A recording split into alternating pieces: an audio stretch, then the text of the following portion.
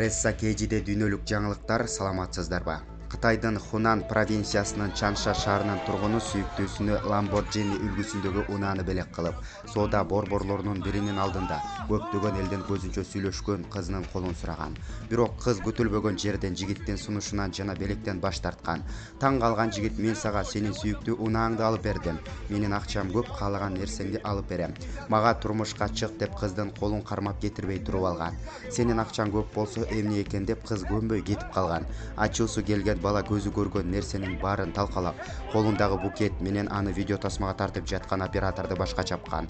Lamborghini эң кымбат автоунаалардын бири жана баасы комплектациясына жараша $200,000 $500,000 чейин турушу мүмкүн.